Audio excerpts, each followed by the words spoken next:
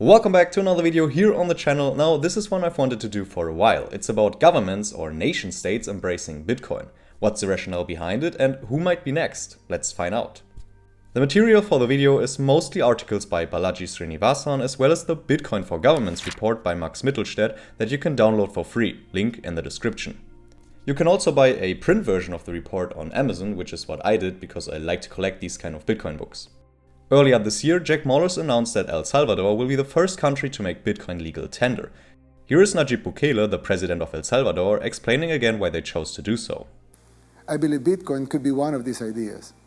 That is why next week, I will send to Congress a bill that will make Bitcoin a legal tender in El Salvador. In the short term, this will generate jobs and help provide financial inclusion to thousands outside the formal economy. I want to read my favorite part from the proposed bill. Central banks are increasingly taking actions that may cause harm to the economic stability of El Salvador. That in order to mitigate the negative impact from central banks, it becomes necessary to authorize the circulation of a digital currency with a supply that cannot be controlled by any central bank and is only altered in accord with the objective and calculable criteria. Bitcoin enables financial inclusivity for everyone who has an internet connection. In a country where 70% is outside of the banking system, this is a big deal. Bitcoin also fixes the remittances problem and thereby increases the country's GDP. Before we look into that, let's look at another example. Georgia, which so far doesn't have any really special Bitcoin laws, but is used by Max Mittelstädt as an exemplary country that would benefit from adopting Bitcoin. Georgia has 3.8 million inhabitants, with 40% of them being without a bank account according to World Bank in 2017. So 60% do have a bank account. But 70% have access to the internet, and only 2% of people living in Georgia are unfamiliar with the internet altogether. On top of that, mobile reception is available throughout the country, including rural areas, which is enough to access the Bitcoin network. The interesting thing is that 6% of the Georgian population without a bank account say banks are too far away. 28% say banks are too expensive, and 37% say they don't have the necessary documents. Bitcoin, on the other hand, is never too far away, doesn't need any special documents, and has no setup fee or monthly account fee or anything like that. When using Lightning, payments are basically free. Georgia is also suffering from inflation, like basically every country, but some worse than others. During the observation period from 1995 to 2020, the average inflation rate was 13.3% per year. Overall, the price increase during this period was 1,189.44%. So a product that cost 100 lari in 1995 was priced at 1,289.44 lari in early 2021. The lari lost 25% of its value against the dollar over 5 years. And the dollar itself doesn't look so good either. It's the backbone of the world's financial system and its collapse is a threat. Adopting Bitcoin as a government makes your state and also your population less dependent on the big central banks like the Fed or ECB. Bitcoin is the first store of value in history for which its supply is entirely unaffected by increased demand. It's programmatically fixed, fundamentally fixed by the protocol. Bitcoin fixes inflation. Not only that, Bitcoin also fixes the remittances problem. Now, what are remittances? People send money home to their loved ones and to support a basic subsistence lifestyle for their family back home. Approximately 13% of Georgia's GDP is made up of foreign remittances. Okay, so these are the remittances, but what's the remittances problem? The global average cost of sending remittances has remained nearly stagnant, standing at 7.1% in the first quarter of 2018, more than twice the SDG target of 3%. And these are only the averages. For small payments, banks can take up to 50% of the value. With many providers, you can't even send small amounts in the first place, as they have fixed fees, like $6 plus X% per transaction.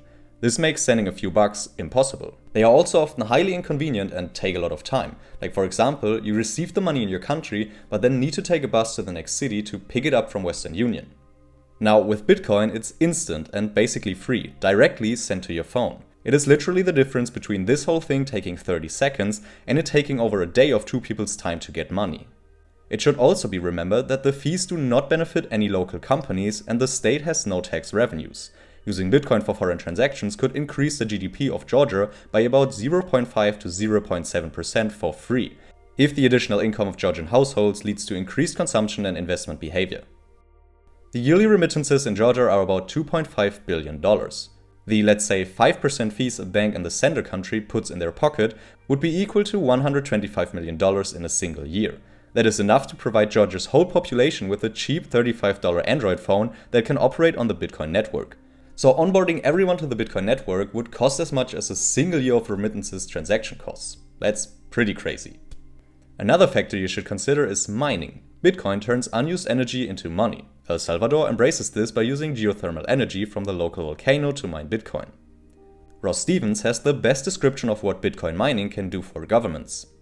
So Bitcoin mining can be located anywhere. And, the long-term implications of this, I think, are world-changing. Bitcoin is going to fundamentally change the economics of energy. And that's because with Bitcoin mining, we've got a highly profitable use of energy that's location independent. We've never had a highly profitable use of energy that was location independent. Now we do. I don't know, let's visualize a waterfall. Powerful waterfall in a population-free part of an African country that's destitute, people living in abject poverty. And we can easily connect that waterfall to the Bitcoin network. We can build the energy infrastructure to monetize the local clean energy source for Bitcoin mining. But once we've got the infrastructure, let's extend it. Let's build roads. Let's build houses. Let's build schools. Let's build human settlement. Let's move humans there.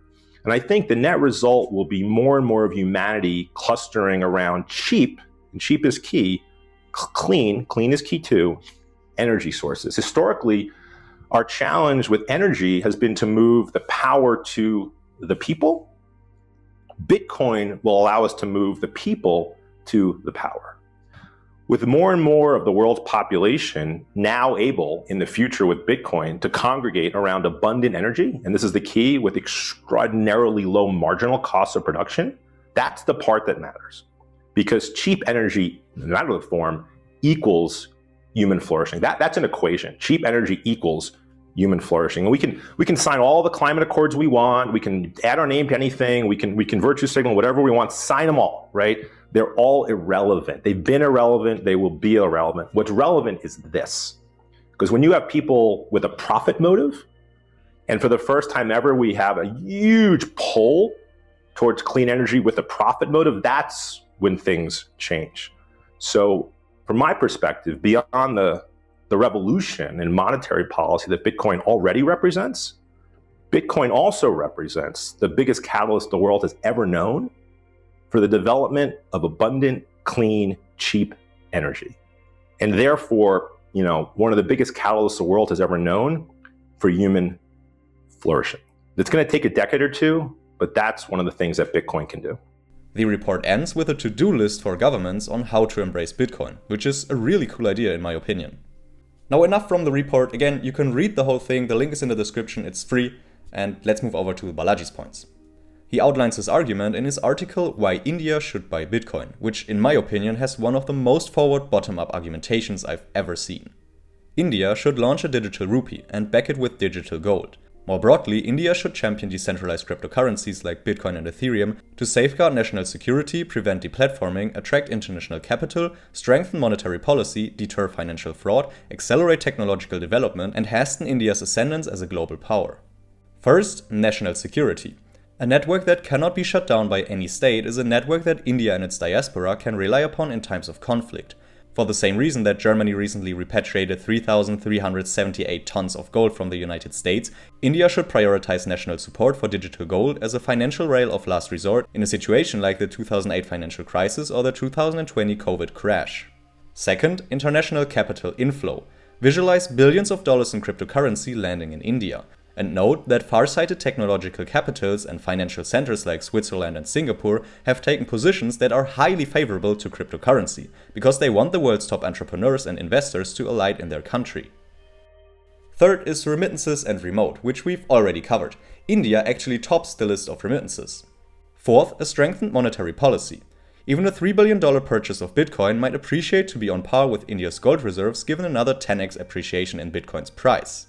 Gold was never a threat to India. Gold has always been an asset for India.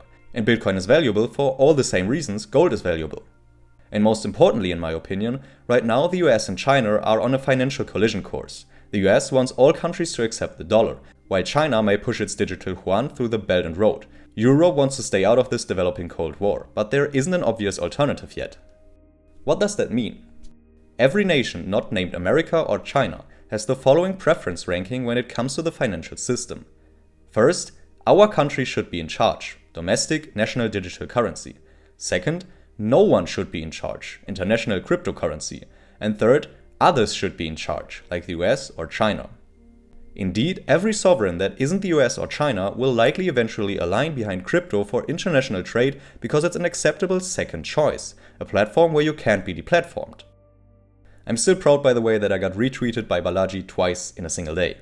In a second work, Add Crypto to India Stack, Balaji argues that India, also termed the Internet Country by Aya Manvir and Rahul Zangi, should add crypto to the India Stack, which is a digital infrastructure of APIs for governments and businesses in India. He names two primary reasons. First, it helps Indians domestically by giving them direct access to both Indian and international pools of capital. Second, it helps India internationally by developing an open source software stack that any country can use for both domestic and foreign transactions, without dependence on either American or Chinese corporations. A country of 5 million people that joined the decentralized movement would no longer be competing with 300 million Americans or 1.4 billion Chinese, but would be economically aligned with 100 million plus global crypto users, potentially soon including a billion Indian users of Crypto India Stack and millions of Americans and Chinese to boot. Further case studies can be found in Balaji's article. I want to end the video with another quote by him that I really like. I don't think the concepts of developed world and developing world are valid anymore. I'm actually starting to think in terms of the declining world and the ascending world. And that's it for this video. I hope you enjoyed it and also learned something from it. If you did, I would appreciate it if you leave a like and also subscribe to the channel for further content. And then I see you next time.